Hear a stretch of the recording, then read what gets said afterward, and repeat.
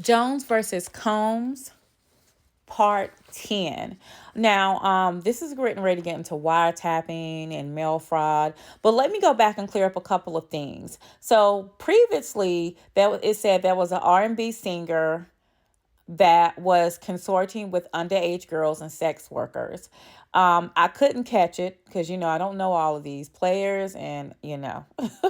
But it said that he is a Grammy Award winning R&B singer who had trouble with law enforcement after assaulting a Bijan billionaire. So, of course, somebody on my YouTube told me Rihanna. I was like, okay, yes, it is Rihanna because she is a billionaire from Bijan, and she was in a relationship with Chris Brown, who won a Grammy.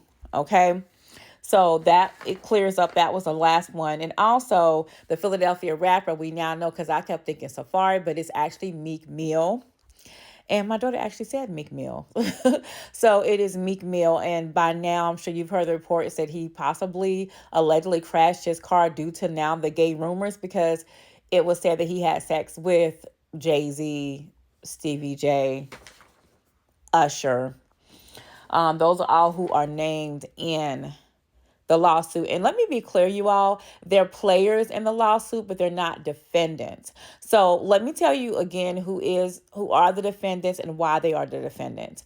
Diddy and Justin Combs are defendants because they both played a role. Okay, the rest of the defendants are let's see, Christina Coram. She's Diddy's chief of staff. And she was the one who made sure everything worked like clockwork for Diddy. All of the staff in the houses had the drugs. Who's going to get the drug runners? Who's going to get the underage girls? Who's going to get the sex workers? Who's going to get the guns? She made sure all that happened. And then we have the record executives, Grange, Ethiopia, okay? And then the rest are those music groups, love music companies, right? Love Records, Motown Records, Universal Music Group. So those are actually the people who are defendants in the lawsuit. And that would also explain why this lawsuit hasn't gone away. Because even if Diddy wanted to pay for him and pay for Justin, what about the executives? What about the studios? Okay, so now we're on to mail fraud. I'm going to talk a little bit about that. Again, don't think it's going to be boring because y'all, this stuff gets kind of juicy, but I'm going to skip through it. Okay. Number 194, that pretty much says what we've been saying all along, right?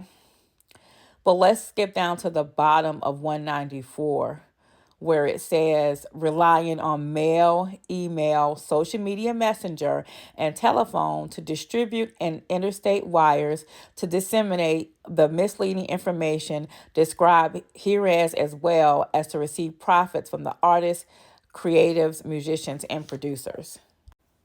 In connection with defendants acting from New York, these defendants used the mail and interstate wires to solicit Plaintiff Jones and artists, creators, musicians, producers to use Plaintiff Jones and the artists, creators, musicians, and producers to utilize their talents and labor to produce music and other tangible goods and services without compensation, as well as to solicit of sexual encounters with prostitutes, sex workers, and minors, and the purchasing and distribution of illegal firearms and drugs.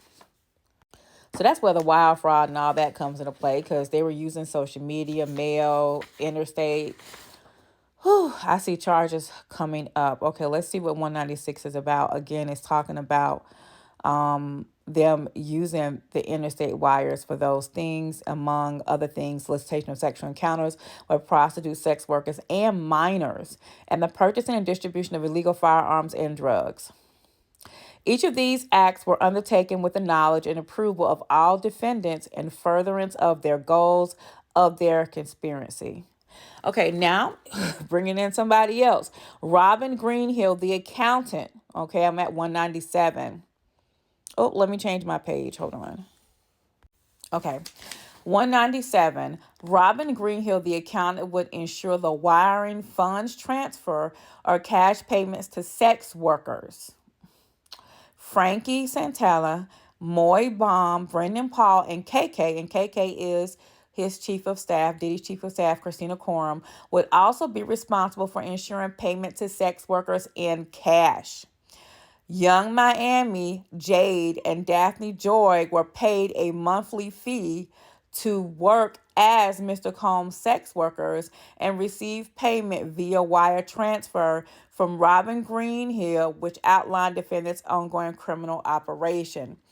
So, Young Miami was being paid as a sex worker along with Jade and Daphne Joy. Now, if y'all knew who they are, tell me and let me know. I don't know them. We already established that Frankie, Moy, and Brendan Paul were all runners. They were their name in the RICO enterprise.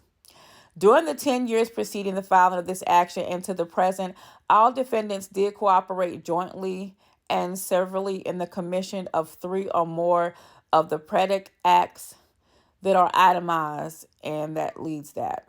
Okay.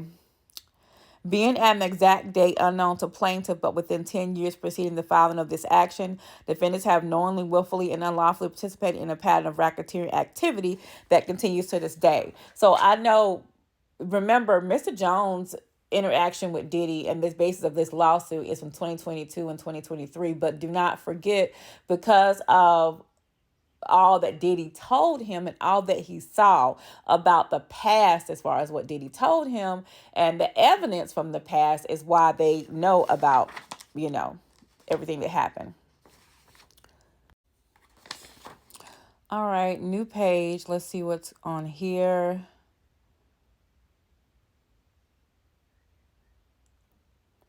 So if you go down to 204, it says the defendant's wrongful conduct has caused injury to Plaintiff Jones, remains a part of their ongoing business practices, and remains a continuing threat to Plaintiff Jones and the public. Defendants' associations with the enterprise enabled defendants to conduct, direct, and control a pattern of fraudulent illegal activities over a substantial number of years, which continues to this day.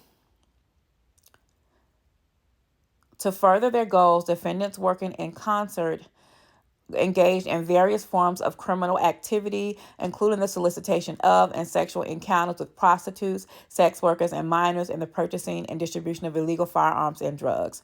Defendants' ongoing pattern of racketeering activity has injured and continues to injure Plaintiff Jones. The defendant's pattern of forcing Plaintiff Jones and the artists, creatives, musicians, and producers to solicit sexual encounters with prostitutes, sex workers, and minors, and to purchase and distribute illegal firearms and drugs was the proximate cause of the injuries suffered by the plaintiff. I'm showing you this page. You can go ahead and screenshot it, but I'm going to skip it because it's talking about the mail fraud and how they didn't really have to do the mail fraud. So I'm going to skip on to the next page. On this page, I'm just going to skip down to 218. Plaintiffs have been damaged in their business or property because defendants violated that, and there's the code, and therefore he is entitled to recover the damages and other remedies enumerated therein. And if I go down to 220, compensatory damages alone will be insufficient to deter such conduct in the future. There needs to be a criminal referral to the United States Justice Department as well as to the state's Attorney General's office. Wherefore, plaintiff requests that the court issue an order and grant judgment to the plaintiff as follow. This is what this is what plaintiff Rodney Jones wants. Okay, I had to get to the correct page at the top. This is what plaintiff wants. Granting plaintiff statutory, common law, and punitive damages in applicable pre- and post-judgment interest and full recompense for damages, entering judgment according to the declaratory relief sought, granting plaintiff such other and further relief, including without limitation, injunctive and equitable relief as the court deems just in all circumstances, and granting plaintiff an incentive or service award reflective of the work done in prosecuting this action, the time spent, the effort and hard costs invested, and results obtained in light of the court's judgment, informed by awards and other similar cases of comparable difficulty and complexity. Let's go to part 11.